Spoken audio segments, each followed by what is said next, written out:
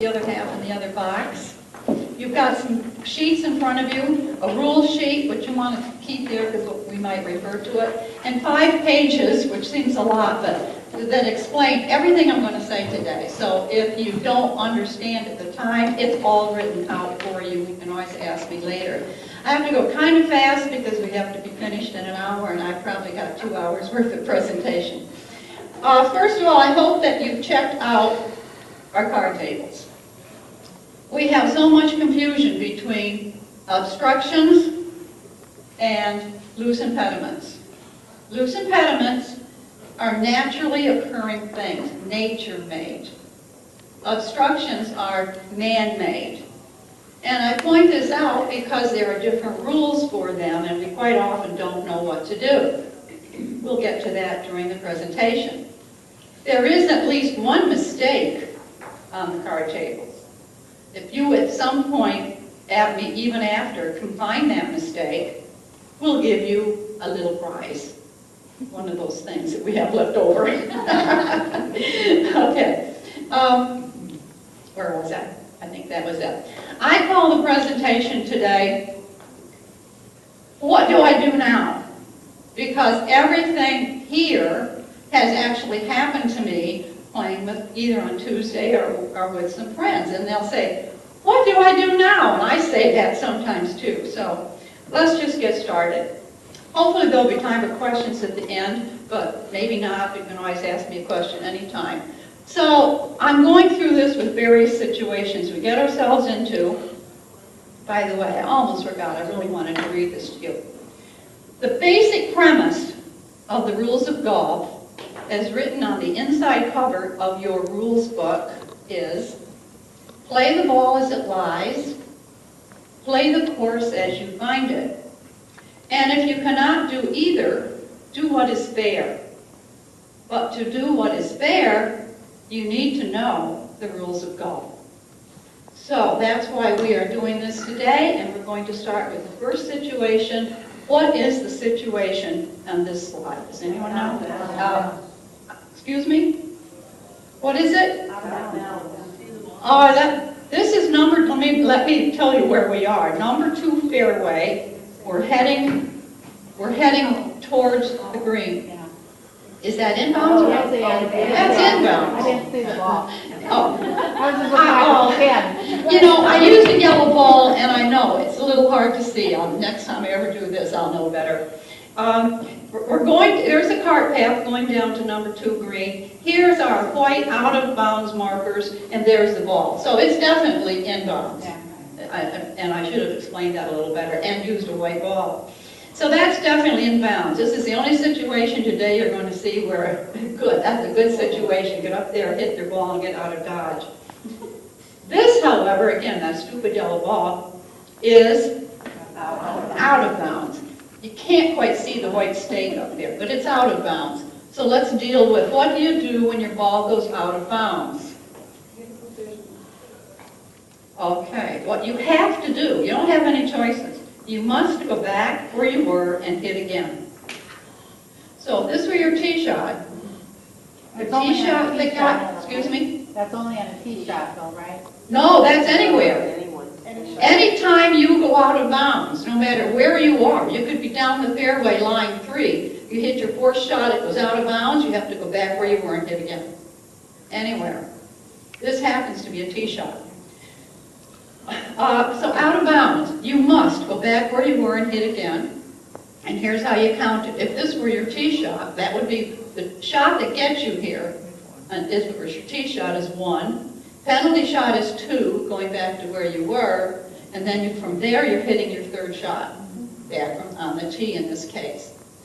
Unless you had taken a provisional.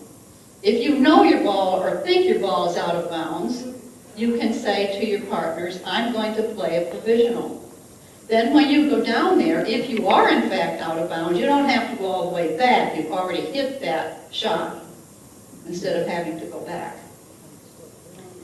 This question becomes, when it gets closer and closer to the 150 marker or whatever the problem is, how do you know in this case that it's out of bounds? When is a ball out of bounds? Is this ball out of bounds? No. No, because? It's on the right-hand side of the... Okay, yeah. In order for a ball to be out of bounds, the entire ball must be out of bounds. If any little bit of it is peeking out from that line, it's in bounds. All right, in this situation, to hit a right-handed hitter would be in somebody's yard. Yes, you can stand out of bounds to hit your ball. You can do that. Okay. And if they come out with their whip, then I don't know what to say, but yeah. By the rules of golf, you can stand there. So this one is in bounds. We don't have to go back to where we hit it from. But the problem here is it's so close to that white stake, you can't hit it. So now what do we do? Can't we move the stake, take the stake out? Can you move the stake? Just take it out? I'm just glad you asked that question because the answer is no. Oh, really? You can't, and that's why it's over here and not with the obstructions. You can move any obstruction. An obstruction is a man-made thing, and you can move it. Just toss it out of your way. But out-of-bounds stake has been deemed not to be an obstruction. Anything that marks out of bounds, you cannot move. So no, you don't have that option. So the only option I can think of here is take an unplayable lie, which means you're going to take a penalty stroke to move your ball. You can declare your ball unplayable anywhere on the golf course, except in a water hazard. And don't worry, that's in the notes that, did you get, you got your notes. That's in your notes there that you can read later.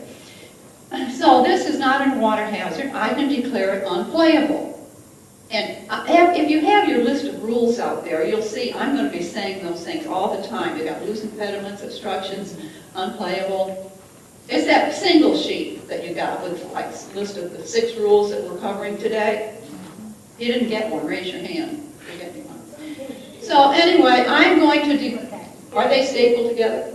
No. They're loose. It's just it says there's 6 rules that we're going over today. Do they have them? Yeah. Okay. Yeah. This ball is not out of bounds because it's not completely out of bounds. Therefore, it's in bounds and I'm free to hit it. But I can't hit it because it's too close to the stake and I can't move the stakes, and I'm declaring it unplayable. An unplayable ball, once you declare it, you measure 2 club lengths, 1, 2, from the ball and drop within those 2 club lengths. 1 penalty shot. So that were your drive is 1. Penalty for declaring it unplayable is 2. You're now hitting your 3rd shot. But the good thing is, you don't have to go back to the tee and hit your 3rd shot because it's not out of bounds. It's unplayable lie. This is a little bit further on down, and I'm saying, now what do I do? Because I can't find my ball. Welcome to my world. Yeah, exactly. And I'm playing with my girlfriends, right? So I'm down there hitting my shot, and what are they doing? Talking. They're not even looking at me. And I kept my head down like they're supposed to. And so we don't know where my ball is. Well, when do I declare it unplayable? Here's the definition. Once you have spent the maximum amount of time looking for your ball according to the rules, which is now 5 minutes, will be 3 minutes. Once you have spent that time and can't find it, your ball is lost. What do you do for a lost ball? The same thing you do for out of bounds.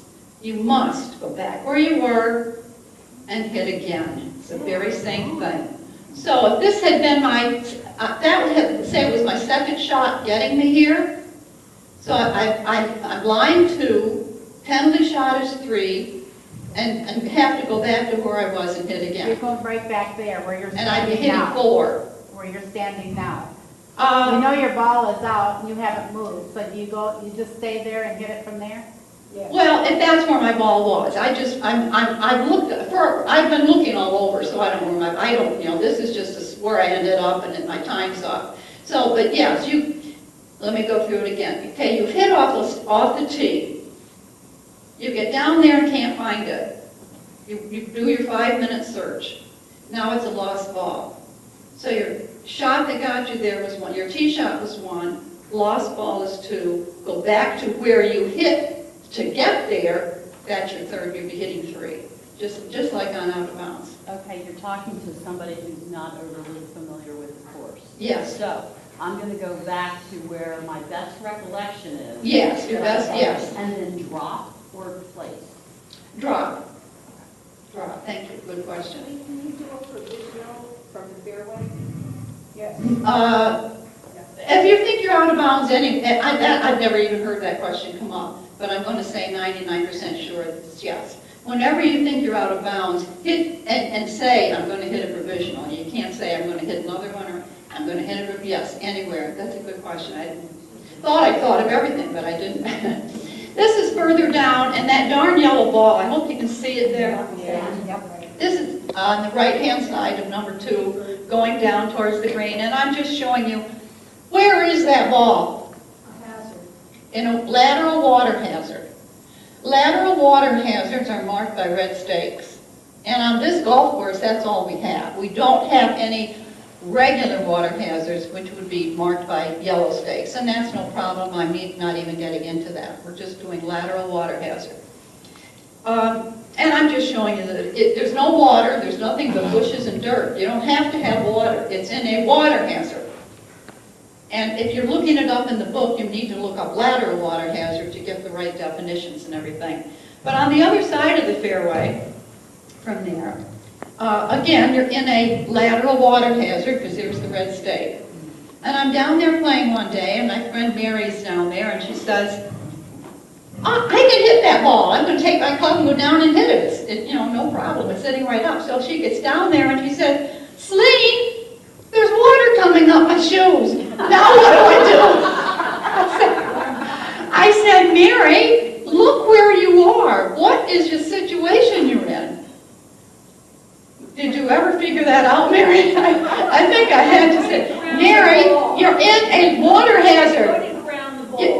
She's trying to think it's casual water, she gets a free drop. Well, no. When you're in a lateral water hazard, you go by the water hazard rules. You don't get any free anything. Unless you play it as a lies. That's no penalty. Mary did play it as a lies, and she had a great shot and got out. But suppose it had been on, you couldn't really get a club on it down there. Here's what you do when you're in a water hazard, lateral water hazard, but I'll just say water hazard because that's all we have. What do you do if you can't play it as it lies? Well, one thing you don't do is pick the ball up and come straight out this way. You must find the point where the ball last crossed the margin of the hazard and put your ball down there. So the ball was way behind me, it was over there. But we all saw how it got in there. It crossed right over here. And the way you find the hazard block, there's only one red stake, and there should be more red stakes. But you take the red stakes and line them up, imaginary line, and on that imaginary line where the red stakes are, or red line if there is one, you put your ball, you measure 2 club lengths from the ball, and drop within those 2 club lengths. So the point is here, you do not just pick it up and bring it straight out and throw it on the fairway and say, there. You must find the point where it crossed the margin of, last crossed it, because sometimes it get a little tricky, and take 1 penalty and continue playing. So if that had been your 3rd shot in the hazard, your 4th shot is a penalty for coming out, and you'd be hitting your 5th shot. Number 2, you could stay there all day if you play like I do. Now I'm under the lip in the hazard, and there's no way, I know from experience, that I'm going to hit that thing.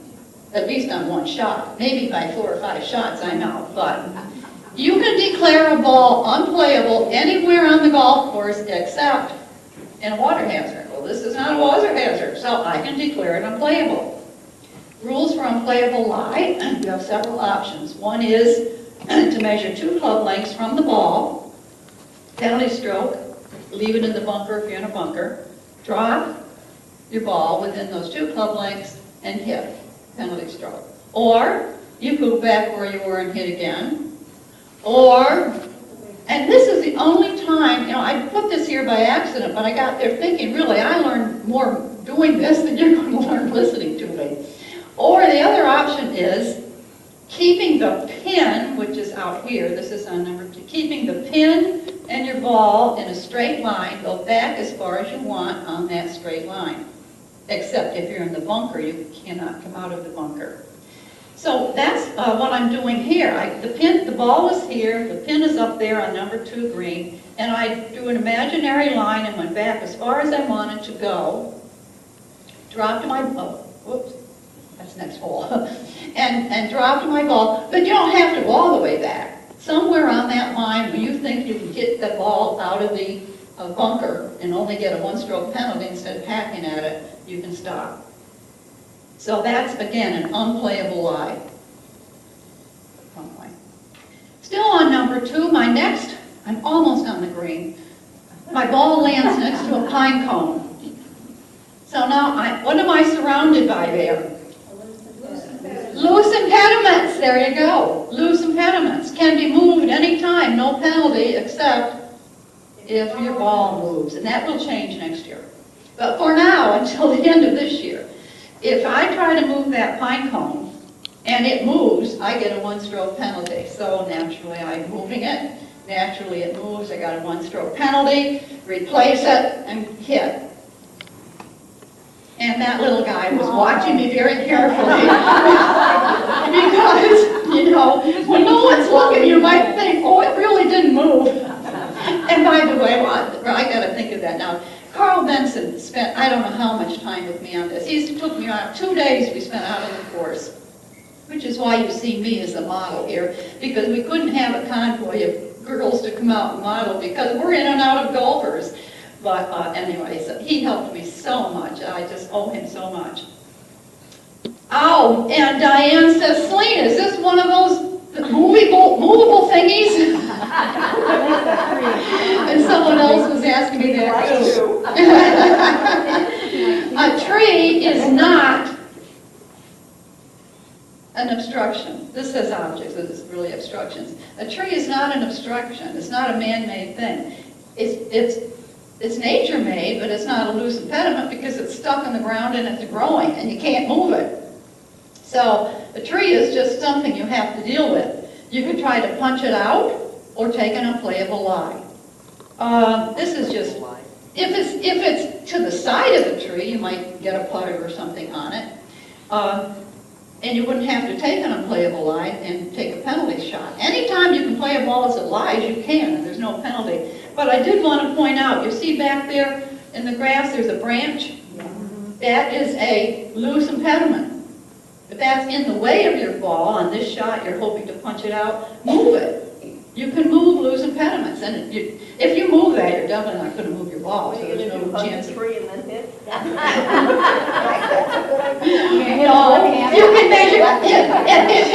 Here I am. I'm taking the ball behind the tree, measuring 2 club lengths. I will drop on that line and take my penalty shot and be on the way. That's all you can do. This one happens a lot too. Number 5. I was playing in Ladies League about 3 weeks ago. I had never met the girl before. Very nice girl, very good player. And on number 5, her ball is somewhere down in here. Actually, my ball, oh, I see my ball. It's right there. Yellow ball and anyway. But anyway, we know that she's somewhere in the grass in front of the red stakes. But doesn't matter. In fact, she did find it. So she picked it up and she said, oh darn, now I have to go to the drop zone and hit 4. I said, why do you have to hit 4? Because I didn't get in the water. You don't have to get in the water. The hazard starts at the red stakes or the red line if there is one. Anything on the other side is in the water hazard, even if there's no water at all. So she was going to go over and hit 4. But instead, her drive is 1, pick up to go to the drop zone is 2, hitting 3. So if you know the rules, you can, and that's what they're for. Like I read on the inside cover, to be fair. If you know the rules, you can save yourself some strokes. Number 6, we have a bush in this. We've been there, done that, right? you've got there's no obstruction, there's nothing you can do here except play it as it lies or declare an unplayable lie, which it seems we do a lot. So an unplayable lie, whichever you decide to do, playing as it lies is no penalty, declaring the unplayable lie where you move it 2 club lengths, 1 penalty. And then it ends up in front of that stupid rock. I don't know, this was the longest golf day I ever had. Now what do you do? Well, You call her for lessons. first of all, Sounds good to me. you can declare an unplayable lie again. You can punch it out again, no penalty if you punch it out. Or, wait a minute. Where am I here? What is this situation? There's a movable object. If a movable object, you mean obstruction like this? Yeah, move that. No, it's not movable. Get all your friends. Move that sucker, right? What else is it? Tiger did. Unplayable lie, just. Well, yeah, obviously try to play it as lies or an unplayable lie, which is what I would probably do, but I thought of something else. But it's not an obstruction, as Jean thought. Why is it not a movable obstruction? And obstructions are man-made. It's not a movable obstruction. Well, what the heck is it? Is this a bunker, by the Like way? a tree. Is this a bunker? No. No. What is it? We call it a waste area, even though there's no such thing in the rules book. It's sort of a thing that's been made up. We are in a place that's just like being on the fairway. It's called through the green, and I wish you all would look up the definition of through the green some point before you play again. This is what's called through the green. It is not in a bunker. It's just like on the fairway. You can ground your club. You can move loose impediments. Loose impediments are natural-made things. I was hoping to get a bigger one. Such as a stone, or a really big stone is a rock. You can move that loose impediment. Or you can try it.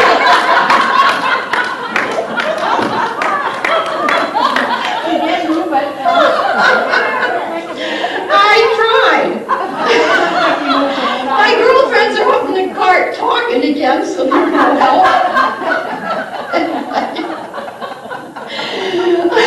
It's solid. We're never going to get through my whole presentation.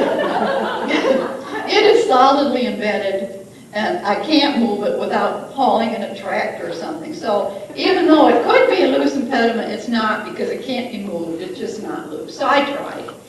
So I probably took an unplayable lie as usual, and now I ended up here surrounded again by loose impediments, which are naturally occurring, nature-made things. That thing in front of my ball is dropping from a tree. I think this is a case where you could move your ball, it looks like there's enough space, and you wouldn't move, I mean, you can move the thingamajig, the loose impediment, without touching your ball, and you wouldn't have to take a penalty. Number 7.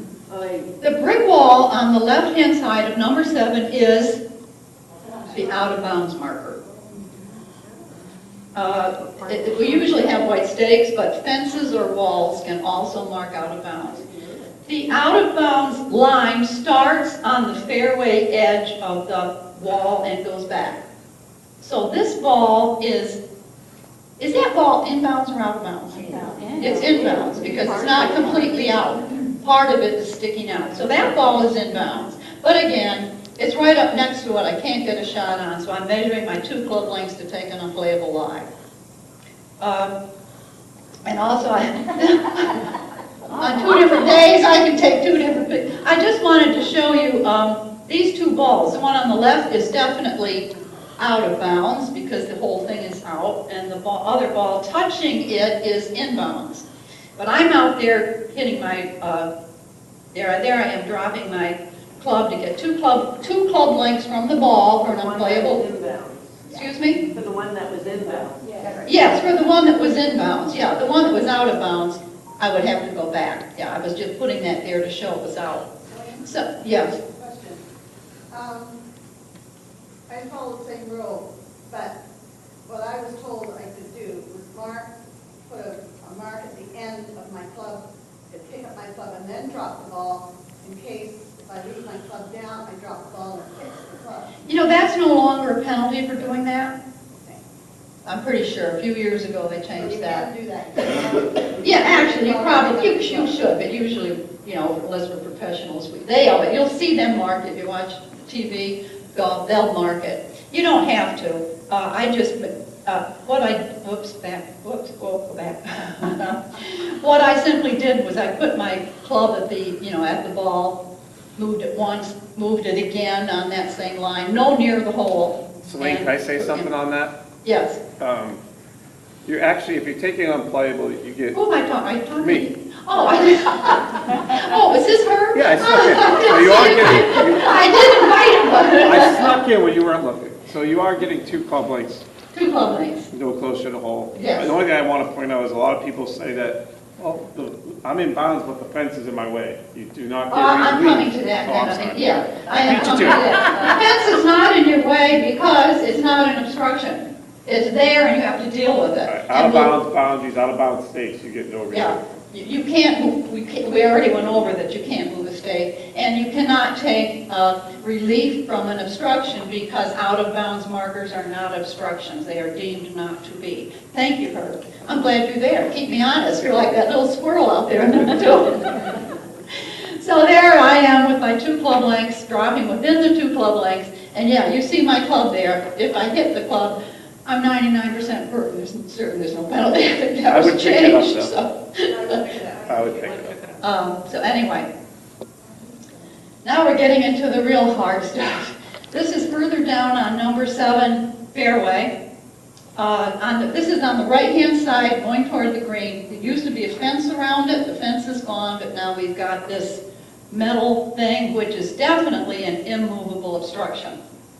So the question is, how does it interfere with what's going on here?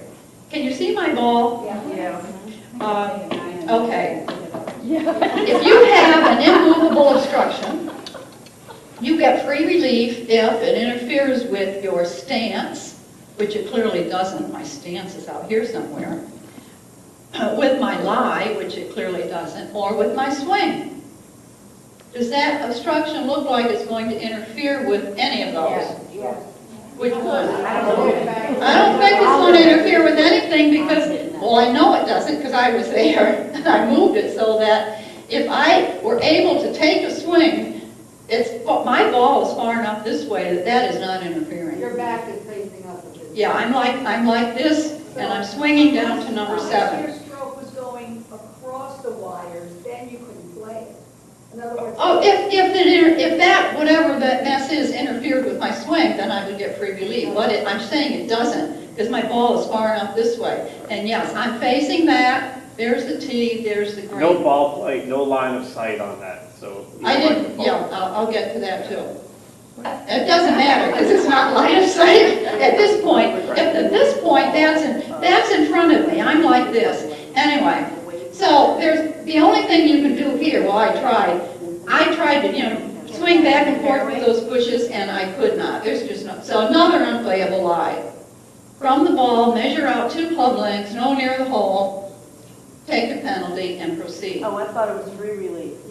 Excuse me? Yeah, I thought it was a free, no penalty relief. No, I just got through saying it's not because it's not interfering with anything. Okay. In order to get your free relief from an obstruction, an immovable obstruction, it has to interfere with your lie, your stance, or your swing. Okay. So And that one is, this one is. Can you see it on the concrete slab? Yeah. Now, it's on an obstruction. When you're on an obstruction, or it interferes with your stance, your lie, or your swing, you must find the nearest point of relief. It's not that you may, you must find the nearest point of relief, and you get an extra club length. But the problem is, how do you find the nearest point of relief? Sometimes it's not easy. It's not too hard here, because the nearest point of relief is going to be the point where, if the ball here were there, it would be as close to that as possible without any interference from the obstruction. So to me, the nearest point of relief is coming out maybe 10 inches. 10 inches is no longer interfering, or whatever, on the spot. Come out just far enough off the concrete slab where that obstruction is not interfering with my lie, my stance, or my swing. And that would be just about 10 inches in front. So see, there's my ball still on the slab, but the heel of my club here is showing the nearest point of relief. You don't like it, but that's too bad. But you do get an additional club length, which gets you out where, whoops, too far, where if you drop your ball somewhere out there, you've now got relief from the obstruction. And there's no penalty for taking that nearest point of relief. And this is not easy to grasp when you're not used to it. So anytime you see me ask, and I'll explain it again, or I'd love to take you out to some of these places on the course. Can I go up there? I don't know if you're gonna do this, but if you take your next shot, what's gonna end next? We're not talking about that. I know. Yeah, actually, in order to keep this within an hour, I eliminated some really problems, but Herb has actually, and this is good. This is an important one. I'm gonna come up here because I want to point the screen. Yeah. You got an hour and a half. You were doing a great job. So you see where her club is here? That's her club line. So when we take our drop and we drop as close to that, what's going to interfere next? So how do we take relief from a car path? Same thing, right? Nearest point of relief, one club line. You might go to the other side. No, you can't. Your nearest point of relief is probably going to put you back over here. Exactly, yeah. And that's why I brought it up, because most people say, well, then I get to drop on the other side of the car path and I keep going. Now, for our lefty, you might be able to, because your point of relief is going to be a lot different. But it's very important to know that when that ball's here, you might have to stand on the car path to hit it, because your next relief might be back in there. So it's not just, oh, I get to keep going. You have to find your nearest point, even if it puts you in a bad spot. What happens if you took the club and turned it out the other way? So you can take a club line from here and go that way. Yeah. And I don't know if you'll get out though. Okay. You have to. I'm thinking that you can pivot around and get it, you can go back that way and to a place within one club length where It looks you're like not you're standing on it. That's not big. And the reason I didn't do what Herb just did, because you're going back and forth and back and forth, and I only have an hour. That's a good question, and I would like Herb to take us out to this, and especially number 11 someday, if we could just block that off, and show us what to do on number 11 with all that mess. Thank you, Herb. Yeah, I just purposely left that out here. Can I because it's pretend too- not familiar with the. Don't go. I'll be back. Okay. So, remember, the first ball here was not being interfered, so you got no relief, you took an unplayable eye. The second ball did have interference from the obstruction, so you take the nearest point of relief in a club length and try to maneuver so you can drop somewhere no nearer the hole and still have a shot. You might just have to, play it off the cart path, because you're, you can go back and forth here forever, because your nearest point of relief is always going to be here and here. I have a And question before you go on. Yeah. If your ball lands on the cart path, Yeah. you can take it back with no penalty? Just off the That, cart I'm path? doing that on number 11 when we get to that, yes. Yes, a cart path is an immovable obstruction, just like that, whatever it was, yeah, and same thing. Number 7, again, my friend Mary comes to me one day, Celine, you should have seen where I ended up on number 7. And she's explaining it to me. She says, I'm going to go out there and take a picture. Well, anyway, I'm trying to reconstruct what she told me. I don't know if I got it quite right. But this is behind number 7 green. And the ball is touching the red stake. So what's the situation? Where are we here? It's movable, but it's going to move the ball when you take Can't it. move the red It's stake? movable, can't move it, out of bounds, Partially movable. partially in bounds, movable. What does that say? Movable obstruction. It's a movable object. It's a movable Yeah, object. if you take it out, you're going to move your ball. Well, it says object, but it's, yeah, It's a obstruction. movable object, you can move your ball. You know what you're doing now? I wish you girls would do this every Tuesday or anytime you come in for play. You'd say, guess what happened, and try to figure out what to do. This is so good to have a discussion on the rules of golf instead of, oh, I'm just going to throw it out there, or I'm taking my club, and I'm kind of moving it where I'd like to be. We're going to find out right now. Okay, all different ideas, which is great to discuss. The red stake is a movable obstruction. Movable obstructions mean you can move them. You cannot move out of bounds. You can move any other stake on the course. These things, as far as I know, that's the only other stakes out there. So, are we in a hazard or not in a hazard? Are we out of bounds or not out of bounds? We're definitely not out of bounds. Why? Because there's no out of bounds markers. You've got red stakes. So you're in a lateral water hazard. No out of bounds. But it's in front of the stake. It's touching, doesn't matter. I don't know, the definition of when is a ball in the water hazard, I'm just going to say water hazard. When is it in a water hazard? In a water hazard, if any part of it touches the hazard, and I may not have gotten to that yet, so I'm getting to it now. A ball is in a water hazard if any part of it touches the hazard. The stake is in the hazard and it's touching the stake, so it is in the hazard. So yes, we're in a water hazard. We flip back through those pages I gave you to say, what do I do when I'm in a water hazard? One thing is you can go back where you were and hit again. Another thing is you can keep the pin and the ball in a straight line and go back as far as you want, or do guardrails if you're going to swim. So that's no good. You can measure 2 club lengths, find the point where the ball last crossed the hazard, which is where it is, and measure 2 club lengths no near the hole, so you can come this way, you can come that way, and if you can find your footing, fine. You're probably going to fall into the water, Mary. What? Isn't there a bunker next to that, so that? The bunker is in front of you. There's no bunker here. See the water on the left? You're behind the green, so the bunker is in front of you going. Well, let's say there is a bunker. You can't go 2 strokes over them because. You can take an unplayable lion bunker, or, you know. Yeah, but anyway, There are 2 strokes for your 2 lanes. But Mary, I'm going to have to talk to you about that one later, because the situations here I've allowed enough time for. There are so many other situations, like what if. If you have a what if question, hold it for later, because these are all the what ifs I can cover. Celine, All right, so, you can pick that red thing out and just hit Yes, the ball without penalty. exactly! That's what I'm leading up to. All of these options for hazards, one of them is play it as it lies. And that red stake, good job. That makes up for you behind the tree. Wonder if it was a red stake is a movable obstruction. Even if your ball is in the hit, whatever.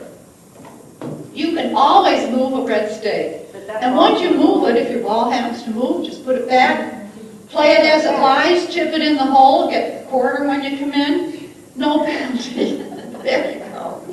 So if you know the rules, you can save yourself. I mean, if you don't know that, you're probably, I'm thinking the best thing is to go back where you were and hit again, because I'm going through all the options. And then it occurred to me what you just said. You know, sometimes when you're actually playing the game, you don't think of these things. But discuss it when you come in and think of things that will save you strokes. Very good, Diane. You win something if we have a leftover pen or something. Okay, this is number 9, off to the right.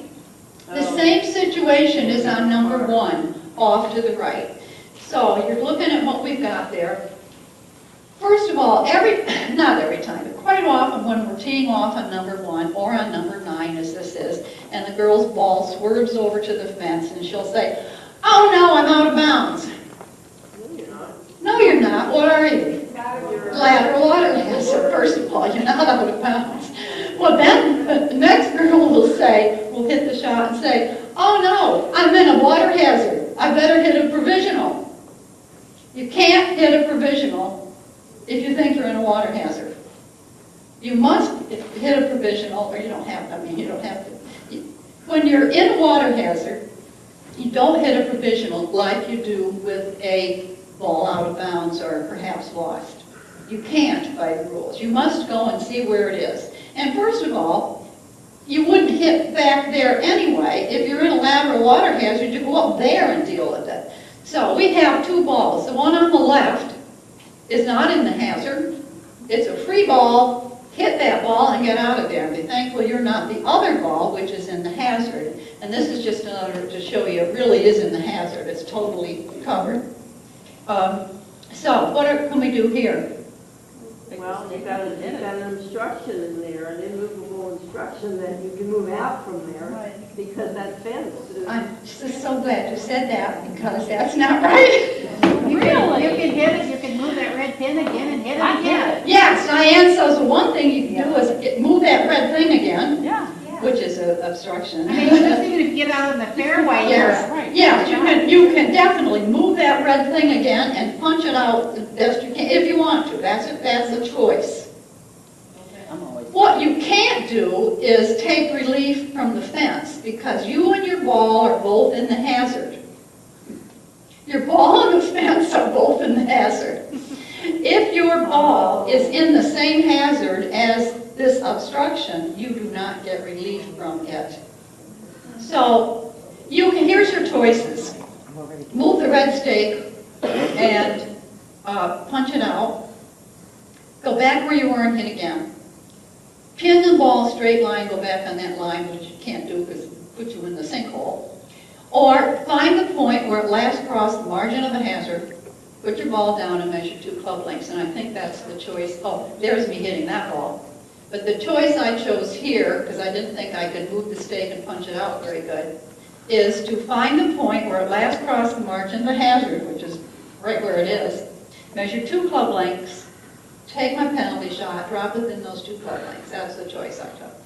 But you have to know your choices, and they're all on the sheets that you've given. Yes? Did someone say something? Yeah, I'm a little confused on something you just said, but I don't see what you're told about. You can't shoot provisional for water. No. Okay, let's take hole 11. You hit your ball, and you're 99.9% sure it went back. You got people waiting. You gotta wait until everybody goes up there and then come back when they're sitting all ready to hit. No, because when you're in a water hazard, you don't have to go back. The choices for water hazard are you can go back. Which would be my first choice. No, not, you're way up there, and if I went into that lake, you take 2 club lengths out. You don't have to go back. Your best choice there is find the point where it crossed the margin of the hazard, come out 2 club lengths and hit. Or if it's right behind the water hazard, you can go back on a line as far as you want from the pin so that you can hit it somewhere. You do not have to go back to where you were if your ball's in a water hazard. And you cannot take a provisional. You must go up and look for So it. you have to play it from somewhere up there on just trying to yard. What's that? So my thought was, if you're gonna take a stroke either way, if you're in the water, so I would. You would go up and get as close as you can to the green and take your options up there. Don't hit from the tee again. Because you can go back in the water again. Yeah. Mary Jane, or MJ, just look, I'll talk to you more about that. It could be a- Yeah, okay. And here's a case where that ball that I had before that I hit, but what if I was a little closer to the fence? You can see the ball right there, it's a little closer. If your ball is not in the hazard, then the fence becomes an obstruction and you get free relief. My ball is not in the hazard. If your ball's in the hazard, that fence is there and you're stuck with it. So I do get free relief. My club head is coming up and it's hitting that fence. So it's being interfered with by an immovable obstruction. You take the nearest point of relief, which in this case is just back up a little bit until you're not hitting the fence, so it's not interfering with your swing. And in this case, it's a free drop because it's an obstruction. So you back up a little bit, swing away, no penalty. This is down on number 11, and all of that applies to the one on number 1 also, the fence inside the hazard. Number 11, I'm sitting there one day waiting for the group, well, Carl and I were sitting there as we're out trying to dodge the golfers, and waiting for that group to move. And I noticed these red stakes, 3 red stakes. That's not as clear as it is, I guess, because we have maybe too much light on. And I guess I'd never noticed them before. I'm going, look at those red stakes. I never saw them before. And then I'm looking, I said, well, that means everything to the right of that is in the water hazard. Okay? And as I'm looking to, and I said, oh, and there's that fence. I'd forgotten about that too. That fence is an out-of-bounds marker.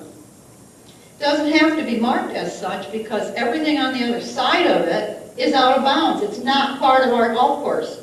So if your ball went over the fence, it's on someone else's property, so it's obviously out of bounds.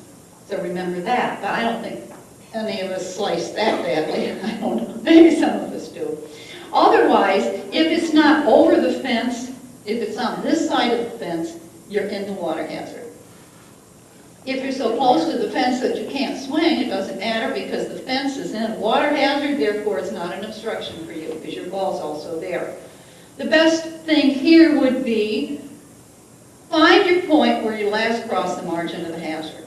And that's probably out here somewhere. It would have sort of, you would have been watching it anyway. But find the red stakes, and on that line, imaginary line, place your ball where it probably last crossed the margin of the hazard. Take 2 club lengths and a penalty stroke and hit. Or you can hit out of the, or hit out of the house. Or what? Or hit out of the house. Oh, yeah, you can hit out of that, yes, I'm sorry, with no penalty. I was still thinking it's down near the fence, yes. Whatever all of the rules we have for, on your sheets there for water hazard are the things you can do. Yeah, play, and if you're not in any trouble down there, play it as it lies, no penalty. Ball on cart path. A little easier than some know. This is on number 11. We're heading towards the green. So the tee's behind us and we're heading towards the green. Our ball landed right in the middle of the cart path. Now, if it was on either side, that's easy. I tried to make it hard. Anyway, if it's in the middle, where's the nearest point of relief? Well, one thing you don't do is toss it and say, you know, I'm going to put it here. You have to follow the rules. It's on an immovable obstruction. So you don't have any choices, but you must find the nearest point of relief and then add a club length. The nearest point of relief is that point on the course as close to the ball you hit as possible where you no longer have interference from the obstruction. So right there is my nearest point of relief. If I tried it on the other side, I'd first have to get my feet off the golf cart path. If you take relief from an obstruction, you must take what's called complete relief.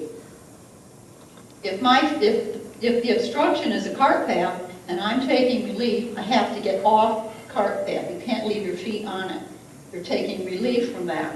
So I'd be over here, somewhere off the cart path, put my club down, ball there, measure from the ball back here, as opposed to here, and which one is the nearest to the ball on the cart path, and that would be right here, further away on the other side. So you take a couple of measurements and find the nearest point of relief, not just any point of relief. Now, if it's leaning against either side. If it's on one side or the other, it'll be very easy. You don't just, like some of us want to do, put it out on the fairway side. You can hit it off the cart path if you want to. Yeah, and you can hit it off the cart path if you want. That's another option. You can always play it as it lies, no matter where it is. This, I would ignore those 2 balls there, I don't know what they are, but here's a case where I've got that green box in front of me. So, what's the situation you're thinking here? It is an immovable obstruction. Is it interfering with anything? No. I'm far enough away that it's not interfering with a thing, and as Herb just pointed out, but I'm saying, but I can't hit because I'm going to hit right into it. You don't get relief from that. You only get relief if it's interfering with your lie, which it isn't, your stance, or your swing, which it isn't. The fact that all that mess is in front of me and I want to hit there is just too bad. Maybe I'm misunderstanding what lie is. If it's right where you're going to... Oh, the lie is where the ball is. Where the ball is. That's what you call your lie. I'm sorry. So, I do not get any relief in this situation, even though it's right in front of me. So I'm just going to have to suck it up, chip it back out onto the golf course and keep on going. You can't just put it where you want to put it. Now I do have interference. My swing is definitely going to be interfered with. So when you have interference from a immovable obstruction, you find the nearest point of relief and then a club length. So you might want to try on two sides, no near the hole, of course, all of this. The nearest point of relief here is going to be to the left a few inches, 10, maybe 12 inches at the most, so that when you swing, the box is not interfering with anything. The bushes have nothing to do with it. You're not getting relief from them. So you would, I wish I had a pointer, but I don't. I could hop up there like Herb did. But you'd move your ball to the left, maybe 12 inches or whatever it would take so that you no longer have interference, and then drop a club length. Again, you might be on this cart path, or your club length can be back here also. It doesn't have to be that way. You also could measure the other side, but you're going to find that ball is going to be further away. So we want to put the ball as close to that, where that is, as possible, getting rid of the interference. So say about 10 to 12 inches, then put your club down, and anywhere back in here, you can drop your ball. You don't have to be on the cart path, but if you are, then you have to deal with being on a cart path, as Herb showed out. What if you drop it and it rolls onto the cart path? Then you have to redrop. Okay. You can't, if it rolls onto the obstruction or into a bunker or into a hazard, you always have to, things like that, you would redrop. I'm glad you said that. There's so much detail when you read these rules in the rules of golf. I had to say, all right, cut to the chase and not give you every detail, which means you really need to get out your rules book, or at least these 6 rules we're going over, to see if there's anything else I left out. If I did leave something out, it's because we hardly ever have to use it on this course. I'm bringing out the things we always run into. If you're comfortable with your line, but you have to stay on the cart and in the shot, but you don't want to move, you're okay with hitting off that, can you? In fact, It depends, say that again. You can stand on the my cart. wall is on the other side of that. Yeah. And I like the lie, okay, because now I can shoot up to the green. I know this place very intimately. So if I choose to move, if my ball is just past the green thing, Past the green? past the green, That's the obstruction. the obstruction, okay? Yeah. But I would have to take my feet on the cart path. You can do that. I Yeah. can. What you can't do is, if you're on or near an obstruction that is interfering with one of those 3 things, lie, stance, or swing, then you must take the nearest point of relief. But if the obstruction isn't interfering, you can do whatever you want. So Yeah. it's even though that I might stand. Yeah, you can stand on the cart path, as Herb pointed out, yes. Yeah. So again, nearest point of relief, bring it out about 12 inches, put your club down, drop within 1 club length. If the only way you can do it is your feet are on the cart path, now you got to deal with your feet on the cart path, which is an obstruction, you have to find the nearest point of relief, and so forth.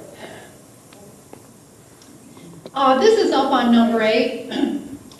I think this is probably, might not be, the last couple of slides here, and we are almost at the last couple of slides, might not be on your sheets, but they're pretty simple. This is that depression on the left-hand side of number 18 has been declared forever as ground under repair. It's never marked unless there's a big tournament, so it might be marked today. 18, not 18. Right. What did I say? It's 18, yeah, I don't know what I said. Thank you, it's 18. So you find your ball, which is in there, and decide where on the boundary is the nearest point that you would bring it out. My ball was on this side, so bringing it out no nearer to the hole and trying to decide where the margin of the ground under repair is. Did I say it was ground under repair? Okay. I put my club head down where I thought the margin was and dropped within 1 club length of that. Nearest point of relief, this is the same as an obstruction, ground under repair. Nearest point of relief and a club length. This comes under the rule on those 5, 6, so many rules I gave you. This would come under abnormal ground conditions. There are 3 types of abnormal ground conditions. And that's abnormal is one of the rules, I think, on the sheet.